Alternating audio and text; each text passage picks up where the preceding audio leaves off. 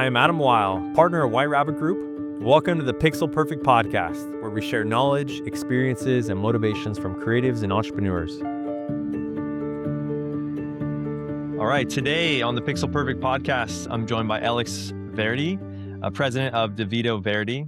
Ellis has spent nearly 40 years leading an agency that's really changed a lot through the times, through changing, client expectations, new technologies, shifting business models, and really everything in between. And over that time, DeVito Verdi has been named best mid-small size agency in the U.S. for general excellence 6 times by the 4As. That obviously that kind of consistency does not happen by accident. And I think Ellis has a really rare perspective on what it actually takes to build not just a great campaign, but an agency that endures. So in this conversation, we're going to dig into his own leadership journey, the thinking behind work that really stands out, and maybe his candid, sometimes contrarian views on agency culture and where the industry is headed. So if you're running a creative or marketing agency and care about longevity, leadership, and staying relevant without losing your core, hopefully this episode's for you. So Ellis, welcome. Well, boy, that's a great setup. Thank you so much for the time, and I'm enjoying already how you're talking about us. That's a good start. Good. Well, all right. So my first question is, after 40 years being in this game, which is that's quite a long time for an agency. A lot of agencies are long and gone by that time. So I'm curious now, what still excites you? What gets you excited today? That's a really good question. I'm going to say that what gets me excited today was the same thing that got me excited 40 years ago, or almost 40 years ago, as you said. The first and foremost thing about our agency is we are super independent. I don't think we're just independent and that we're just a startup, but we are quite independent. So we exist probably in our own DNA in the agency. The family that we've created has a feeling that we're better than anybody else. A feeling. We know we're not. We know we're not. But we also have that feeling. We could do things that other people can't. We can take risks that other people don't. We create our own story, and we believe in ourselves beyond anyone else can ever believe in us. And that is the essence of a startup in the world that we started, where we started with an ad that said, if you're paying over $100 for a dress shirt, may we suggest a jacket to go with it. We showed a straight jacket, and it was for an off-price retailer. And there were demonstrations in the streets of New York. They had placards of our faces with X's through them all over New York. The Alliance of the Mentally Ill, the largest group in Washington, was sued us. We didn't take the suit. We didn't go forward with it, and we just continued. And you're talking about an agency that the first couple of years it was in existence, we had the demonstration in front of the Obie Awards. Every agency, this is our startup. This is our startup. Every agency in the United States went to the Obie Awards and outdoor, and then they saw demonstrations in front of the Obie Awards with our placards, DeVito Verdi. Who's this agency? So in a matter of a year or two, everybody knew who DeVito Verdi was, and we didn't stop. We then took on Rudy Giuliani. When he took a side of the bus off for New York Magazine, we always had visibility, and tremendous independence is what got us through to the next year and the year after. And that feeling that we have, and we have knowledge of what really makes great work. We have knowledge how to cause brands to really succeed with our help. That feeling, which is not just intellectual, it's not just thought through, it's something that we know. It's such a feeling that when we show work to each other, we just, we grunt. Maybe, we don't need to be so specific or intellectual about it. We know instinctively what's right and what's wrong. We don't have to recreate that. You know how much time is created in agencies? Is this right? Should we do this? No, this is, we know. It's clear. It's clear from the beginning. It's clear now. And it's the same thing that excites me now that excited me back then. We Mm, are we are we're working for Live On New York. It's an organ donation organization, and we are doing breakthrough work. It's helping the business immensely, and we know what we're doing is right all along. And it's so mm, similar in some ways. The media has changed, the mhm. environments have changed, but the core DNA of DeVito Verdi hasn't changed a bit. Hmm. Tell me about the culture of that. You're talking about being super independent, and I like that mindset. And there's a realness, it sounds like, in those conversations, which it can be challenging. I think in a lot of agencies, there's maybe a little bit of a political hierarchy about things. How do you inject that sort of attitude throughout the organization? Work comes first is very important. Mm, Creative work, the better creative work succeeds. We know what the better stuff is. They rise to the top of the discussion because they have the ideas. mm, We all celebrate that process. No one argues with that because we all, as I said, have the same views. Um, we did for Oregon just this one ad. It says, famous thing, I love New York in New York. I heart New York. mhm, We took mhm, the heart out of the ad and we mm, said something about organ donation. And mhm, that ad was unquestionable to everybody in the agency. That was the best things to sliced bread. Everybody was high fiving each other, mhm, and we're all happy campers because we all believe in knowing what's right. And that work was incredibly successful for the client, mm, and it's kind of that simple and that complicated. It's that simple because we all know mhm. it's that complicated because it's a hell of a job to get there. Right. It's not easy. Yeah. Simplicity is actually the hardest thing to come by in the end. And Yeah. so and so we cherish that, and politics is not part of the formula. It's really all about the ads and the advertising and the thoughts, Mm, ideas. It doesn't have to be ads. It can be just ideas. We mhm, have plenty of those kind of thoughts around how the media work with the message and all that kind of stuff. But mhm, when we hear it and see it, we know it, mhm, and that we built in from day one, mm. and that's why we have no politics really. That's great. In fact, I'll give you another example. Yeah. We're probably one of the only agencies today that still believes in having a competitive system in the agency. So every creative team competes against every other creative team for all Mm, assignments. mm, So, some would call it, I've heard the word jump ball, but it's essentially an mm, environment in which everyone and they're okay. We know what we want to celebrate, mhm, so we all compete. And when something comes, we all know that it's time to celebrate. But by the way, the losers in that process, if you call them yeah, losers, they're not, yeah, will get back at the winners at the yeah. next round for the next assignment. So everybody knows that they're on the same playing field when it comes to ideas. And because we have such a strong focus on ideas, and ideas are, by the way, I don't want to make ideas seem like ads. They're ideas. Mhm, We have plenty of ideas that I can take you through related to mediums, but it is a view that is the most important aspect of what we're doing for a living, mm, and it's so clear and so much fun.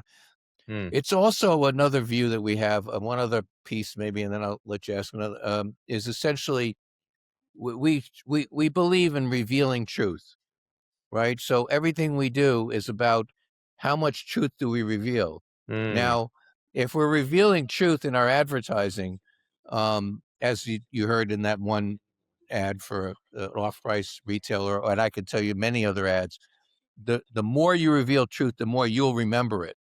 We know that. mm, So the stronger we do it. Now, that's the ethos of the agency from day one also. But in an agency where you're always revealing truth, you could probably assume that we're telling each other some truths too about their mm, work and about ourselves and about how much effort we're putting into things. And so we have that view of the world where we're kind of one family, kind of taking care of each other mm. more than anything.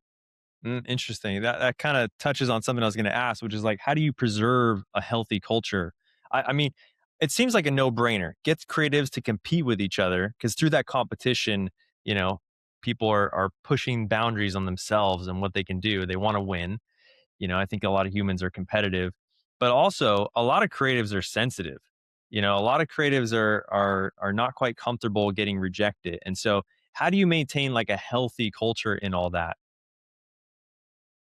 Um, it's a very good question because it's uh, it's kind of second nature to most of us to respect effort, but applaud success. Mm, So it is it is part of who we are and has been for a long time. mm, We we don't think that anybody in the group is a laggard. We think that everybody is we'll take someone right out of school, we have for years, and they'll get an idea that wins a con award.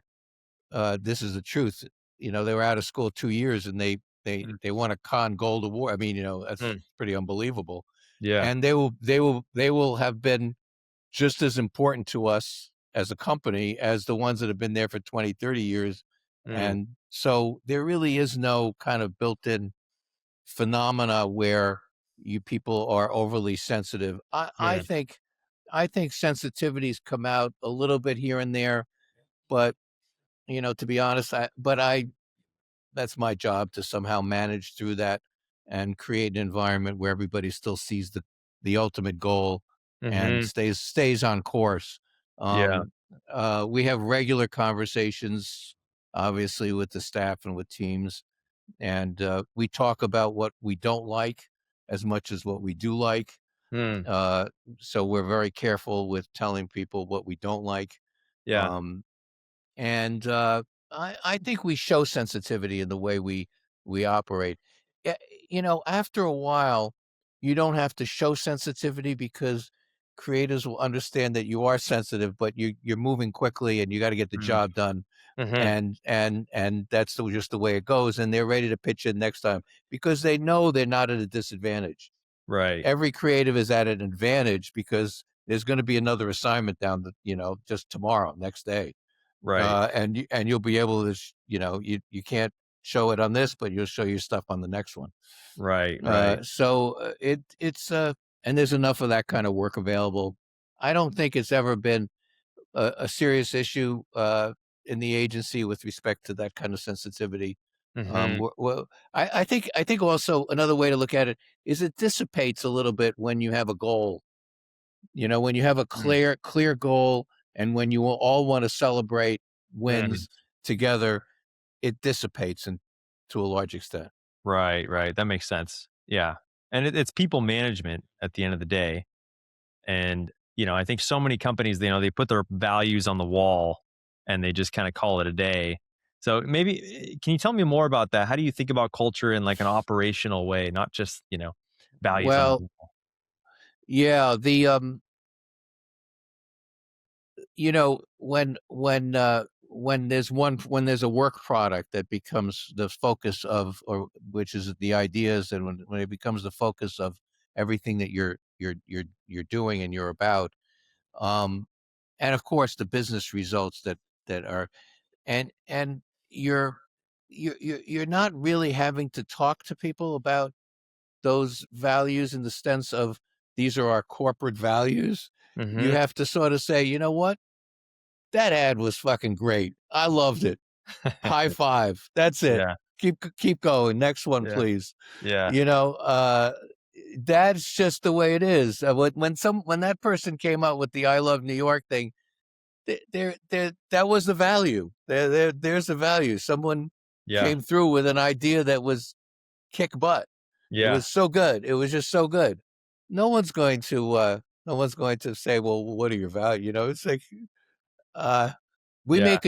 we made a joke out of values. Somebody uh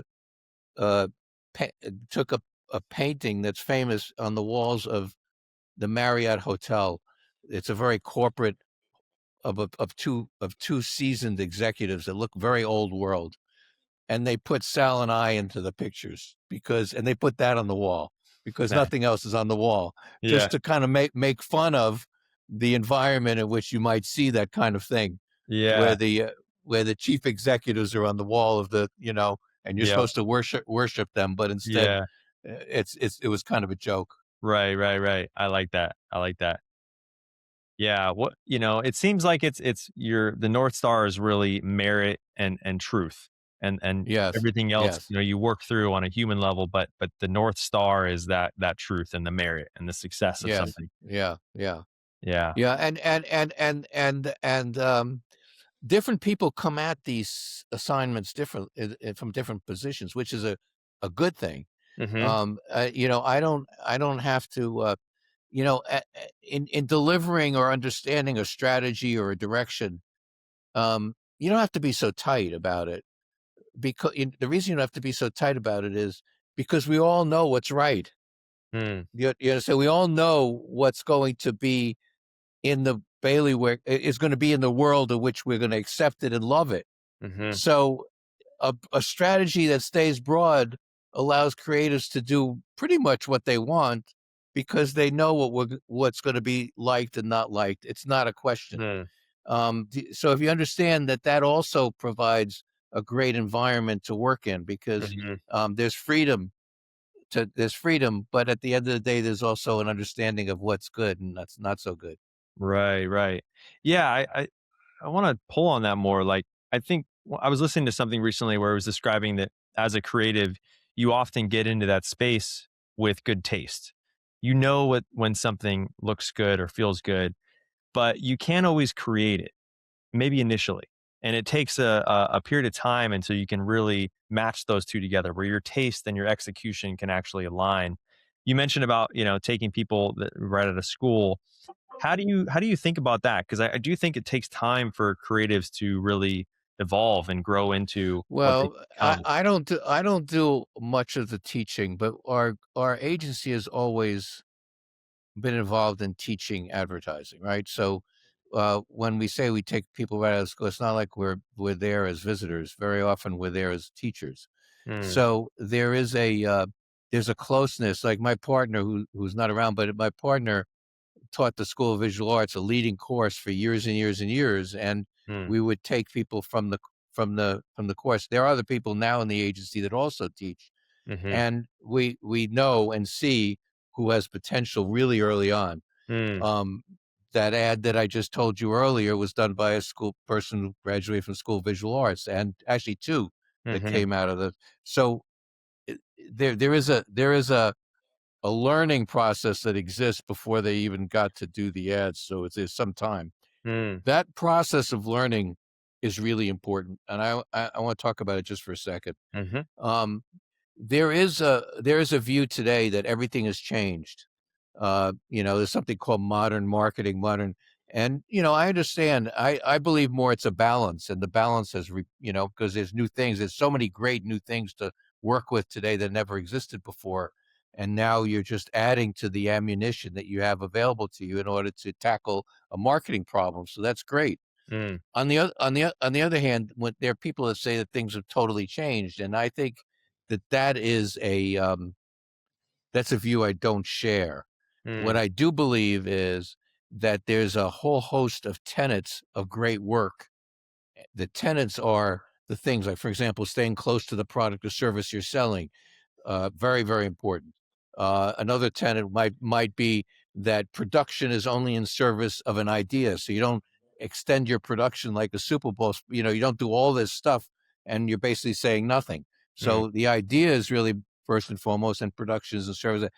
There's about 6 or 8 or 10 of these tenets that are taught early on. Mm. Those come from the history of advertising. It's Mm. not something we make up. It's not like it's all of the years of looking at what everybody respects in the advertising world. Mm. It's all available to us. It's been there for years. Like any industry, we have a history, and you can't say, okay, let's disregard everything from the past and say, okay, everything is new because now we have to go on TikTok. That's Mm. just that's a false view of the world. In my You're going to balance everything, and you're going to use some of those tenets, because we do, Mm. in order to affect the best work Mm. anywhere. Yeah. because ideas are first and foremost, and they could appear anywhere. And the Hmm. same thing is true. Another thing is it's good to have a surprise around the benefit. Hmm. These are things that you can see in the world of advertising that we didn't make up. We're just transferring it to all the different when radio was the medium and TV came around, radio is done differently than TV.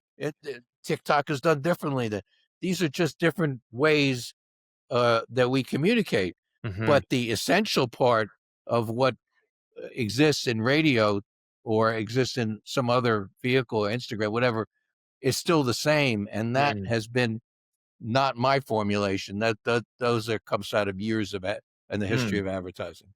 Yeah, that's a good thing for people to hear because I think you're right. There's so much content nowadays that people think that, oh, just because maybe this is like a little bit novel, that they should just ignore everything else that came before it, which, as you Yeah. said, are these like fundamental truths. Is there a certain resource or book or something that you'd recommend listeners read or listen to get in touch with those sort of things? Um, Not that I know of. I could publish, and I'm always, I do a lot of this. I'm happy to discuss things with people. People email me. I often go out, get a cup of coffee with folks. We talk a lot. I try to get the stuff that I believe in, and that the agency is doing the same thing with a lot of the people. Go on LinkedIn and publish some of the things that they. But and I have actually video of some of the classroom stuff, and you can see how we view things.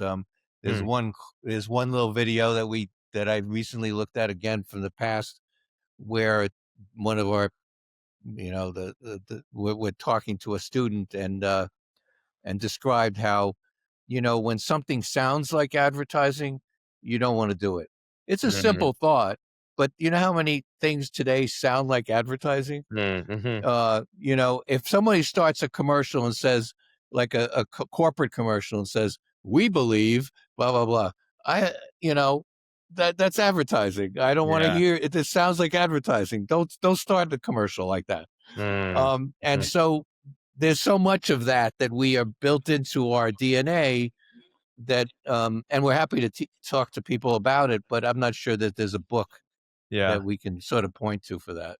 Yeah, yeah. Well, I definitely encourage the listeners to check out your LinkedIn and some of the content you guys put out.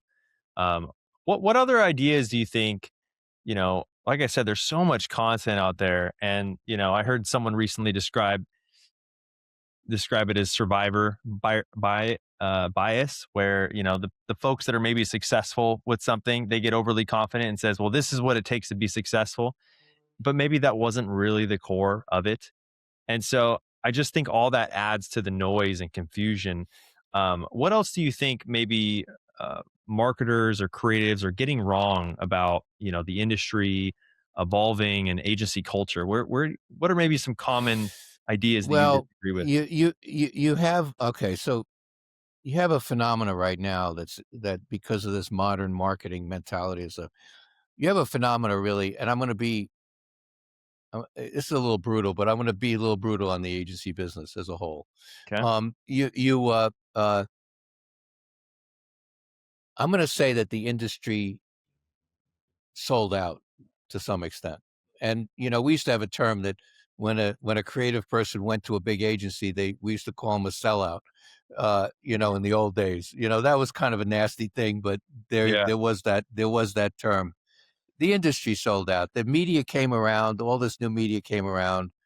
Exciting stuff. I mean, Facebook, just exciting stuff. And basically they service the media. So small agencies started to pop up all over the place and say, "Hey, client, you want to get on Facebook? I'll show you how. You Mm, want to get on TikTok? I'll show you how. You want to do something. We really know Snapchat, so we're going to show you how to do that." Um, and these agencies were not using any of the tenants we just talked about. They're not using any of, and they most importantly, they're not reporting to the client as much. They're not doing the bidding of a lead. We used to be leaders. This advertising business used to be leaders. mm, We would tell clients what they should do, where they should go from a media standpoint. They weren't just running to do the next TikTok ad. It may not be the right thing. mhm, So these agencies are now being built. They do a post and they get 1 million likes and something, and all of a sudden they're now in the agency business. It's Mm-hmm. really not what it used to be, which is small agencies were creative and the large agencies were not. Very simplistic, I understand. They always were bothly, but very Yeah. simplistically. Now it's the small agencies are essentially media add-ons. They're essentially working for the media, Yep. not necessarily for the brand or the client or the long-term position or the leadership position that you ought to take with a brand. They're kind of work. And so all the smaller ones, or Mm. many of the smaller ones, especially the new ones, are jumping on the economics of working to satisfy all these media. By the way, the media are going to get back at them and go directly to the clients eventually, so they should watch out. Yeah. And they're doing it. They're doing it already. Yeah. But the at the end of the day, and what to me is is sad is that really creativity has suffered in that process, right? Mm. The leadership and real thought process has suffered, and real brand management as a you know another thing, agencies are now kind of like, let's do some cool work. We used to be, and we still are as an agency, we want to be experts in that business. When we talk about doing retail work, we became expert. We used to get calls from the financial services world to try to give our opinions about what Mm. we think about a new business and what they're structuring for the fourth quarter. Mm. We were in the opinion that when we do work in healthcare today, we are looked as opinion leaders. Mm. We are not. We are so close to though that kind of leadership means that we're going on the side of the client. We're not just saying, "Hey, this is a cool way to get on Facebook." Mm-hmm. And so what I'm talking about is a shift in the agency world and what I call selling out, because the dollars are mostly related to working with these media organizations and Mm-hmm. not necessarily in being a, a tough agency and saying, this is what's right and this is what's wrong and this is what's Mm. good for the brand and this is what's good for the client.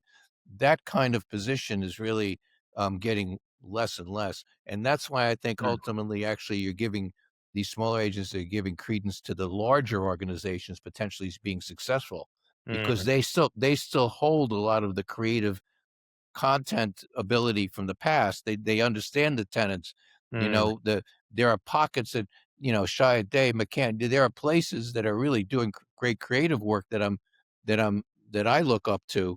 Mm-hmm. And so the creative is kind of lost from the small agency world and is Mm. now living in a different kind of place because of the nature of what's happened the past few years with Mm. the media. Super interesting. If you could give one like uncomfortable piece of advice to an agency leader who wants to be around in like say 2045 or really just navigate the current period we're in, what would it be? Um,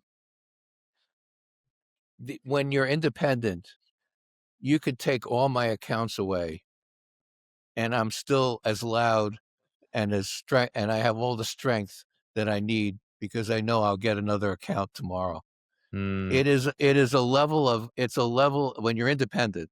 Yeah. It's a level of understanding your own value in the marketplace that's at such a strong and high level that they is very little that can impact it over time. And Mm. that's important, because you're going to lose accounts Mm. and you're going to gain accounts and you're going to go through all kinds of over that 24-year, whatever that period is, you're going to go through ups and downs. But in the back of my mind and the back of the people in the minds of the agency, it's okay. We got another day to live, and because we know what we're doing and we do it right and we do it great, and so we keep Yeah. going. And that ability to have that sense of yourself as being valuable, is, you can't take that away. Mm. You will have that for the rest of your existence in the business. Do you think that was something you always had or is something you developed? I think, well, I have to say that some of what you do when you're in the business is luck too. I mean, some of what happens is luck. You can't. I can't say that it's 100% created or carved out without some degree. I mean, when I described that idea in the beginning, that was eventually, streets of New York, and there's so many different kinds of. By the way, we've been so controversial in ways over the years for so many years, and of course, we get attention for that. When 9/11 happened, we got hired by the administration to run a national campaign to make people feel good in America again. When Hillary Clinton ran, we were asked to go to the White House to pitch it, and we got the business as for her Senate race. So all of this is, I don't know, is it created and carved out by our existence? 100% maybe, but it's also maybe a luck factor along the way. So it's kind of a thing that we carved out, but we did it the way we thought we'd do it, and luck came in to play a role. I don't want to depend on one versus the other. I want to say that the realism of this is that you go a certain direction, you take on your point of view from the get go, Mm-hmm. from the experiences that you have, from the things you create. By the way, it's not like we sat down in the beginning and say, "Oh, let's sit down and spend a few weeks doing our marketing plan for the agency." It's not that mentality. Mm, The way we actually did it is, let's do an ad together, or let's come up with an idea for a client together. Oh, that's pretty cool. And then by the third or fourth one, we say, there's something consistent about what we're doing here. mm, Let's look at the first one, the second one, third one, fourth one. Oh my goodness, this is kind of like, it definitely comes from the same place. And mm-hmm. then it started to evolve. So it's not like we had to create that market. I could just see agencies spending months figuring out their own marketing plan, and in the absence of really doing anything. So we Yeah. were kind of always a bias for action. Let's Mm, do the things we do really well, and let's figure it out a little bit afterwards. My partner used to come to me always joking, "So what's our marketing plan for next year?" It's not like that. It's much more mm, it's much more creation and symbiosis, and I don't know, mm, and the work together mentality that we have in the agency environment. And one, the action too. I mean, I think so many people right now, it's like these frameworks and all these business plans, and it's like, no, just take action on what you know is the right thing to Um, do right now. it's a Yeah, it's, by the way, it's part of our, we say there's a few things that are true about the agency and the way we have this competitive system I described. Another thing we believe in is a bias for action. Those are the words that we use about ourselves and about working with a client. There's always internally this bias for action. So if you're sitting on a fence, let's go. It's too much of that fence sitting is just like, Yeah. let's go. Let's go. Let's make a mistake. Let's go. Let's go with the mistake. Yeah. Let's congratulate the fact that we went forward and we made a mistake and we're changing course. And Right. that bias for action is so important in the agency and with clients. Right. All right. That's a perfect segue into my last question, which is what is next for you guys? What's next for you personally, and what's next for the agency? Um, Maybe, unfortunately, I still love what I do, and I say that because I'm just not sure when that stops. Mm, But I do love what I do, and I think I love working with the people that I work with, and I think and there's plenty of people that, look, if I got, God forbid, I got hit by a bus, there are people that could take the agency and do keep moving. I mean, it is the same. The phenomena is built into the agency. It's not built into one person. So it just exists in the agency. And there's so many occasions where they're sort of taken over and sort of that kind of thing. mm-hmm, So it's not really that dependent, but it is dependent on that DNA that was mm-hmm, created many years ago. That's what it's really truly dependent on. And when new people come in, they learn that DNA quickly. They understand mm-hmm, what drives the company forward and what makes us so. The futures really keep going and doing new businesses that we have. Every One of the most exciting things in this business is that we get to challenge ourselves in so many different ways, right? And mm-hmm, it's always new. I mm-hmm. mean, is there any similarity between organ donation and what we're doing for a financial services company? I don't know, but there are some tenets that we believe in that will hold true across the board. So Mm, we stick to those tenets, but these problems are new and they're interesting, and it keeps us going.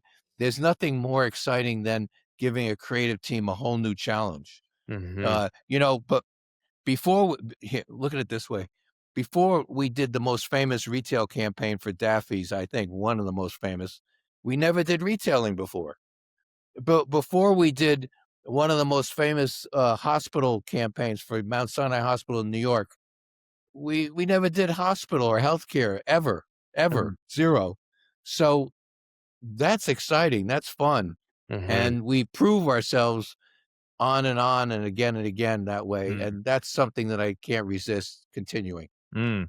That's a good counter message to, I think, something that I hear very often these days, which is you have to niche down. You have to pick one very specific industry, very specific problem, and solve that over and over and over. But I think creatives, they thrive off that variety, and you can learn something from a disparate challenge and apply it over here. And that's what I'm hearing.